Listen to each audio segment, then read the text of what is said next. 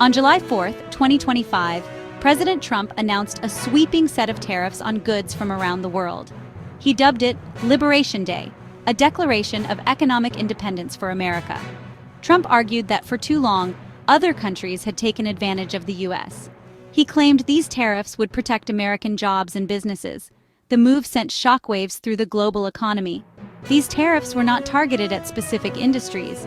Instead, they were applied across the board. A 10% tariff was placed on all imports, regardless of their nature. This blanket approach was unprecedented.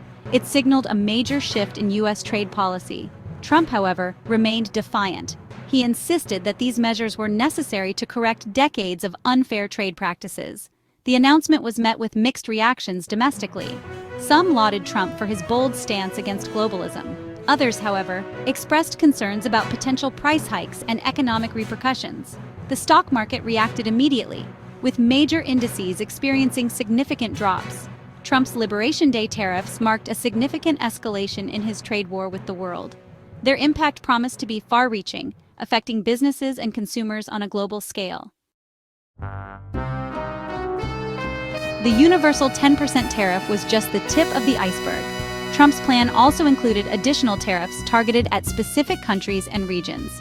These targeted tariffs were significantly higher, ranging from 25% to 50%. They were designed to punish countries Trump deemed particularly unfair to the U.S.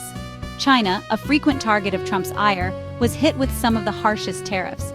A 50% tariff was slapped on all Chinese electronics, a move aimed at crippling their booming tech sector.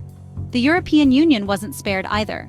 A 25% tariff was imposed on European automobiles, a direct challenge to their automotive industry.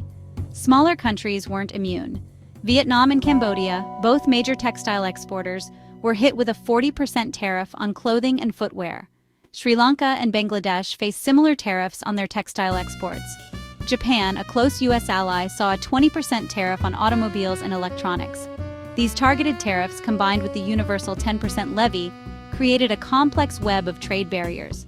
Navigating this new landscape would prove challenging for businesses worldwide. As expected, the markets reacted swiftly and dramatically to Trump's announcement. The Dow Jones Industrial Average plunged over 1,000 points, the biggest single-day drop in its history. The S&P 500 and the Nasdaq followed suit, both experiencing record declines. The drop in the markets reflected the fear and uncertainty gripping investors worldwide. The tariffs signaled a potential disruption to global trade on an unprecedented scale. Companies with global supply chains braced for chaos, unsure of how the tariffs would impact their operations. Consumers, too, felt the tremors. The value of the U.S. dollar plummeted, making imported goods more expensive. Prices on everyday items from electronics to clothing began to creep upwards. The specter of inflation loomed large. The immediate fallout from the tariffs was undeniable. The global economy, already fragile, was thrown into disarray. The international community did not stand idly by. China, in a widely anticipated move, retaliated with tariffs of their own. They targeted American agricultural products, a sector heavily reliant on the Chinese market. The European Union, after some internal debate, announced retaliatory tariffs on American goods, including bourbon, motorcycles, and orange juice. The UK, now out of the European Union, found itself in a delicate position. Prime Minister Starmer called for calm and urged a diplomatic solution. However, he also hinted at the possibility of the UK imposing its own tariffs if its interests were threatened.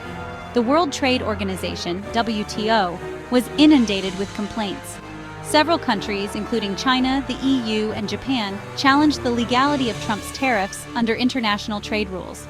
The WTO, already weakened by years of neglect and criticism, faced its biggest test yet. The global response to Trump's Liberation Day tariffs was swift and multifaceted. Retaliation, diplomacy, and legal challenges were all on the table. The world held its breath, waiting to see how the situation would unfold.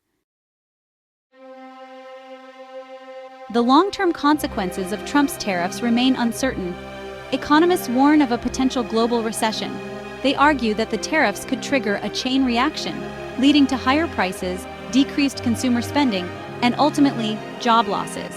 Others, however, believe that the tariffs could ultimately benefit the U.S. They argue that the tariffs will force companies to bring manufacturing jobs back to America. They also believe that the tariffs will reduce the trade deficit and strengthen the U.S. economy in the long run. The truth, as always, lies somewhere in between. The tariffs represent a gamble, a high-stakes bet on the future of the American economy. Whether this gamble will pay off or backfire remains to be seen. One thing is certain: the global trading system, already strained, has been shaken to its core. The rules-based order that has governed international trade for decades is under threat. The future of global trade, and indeed the global economy, hangs in the balance.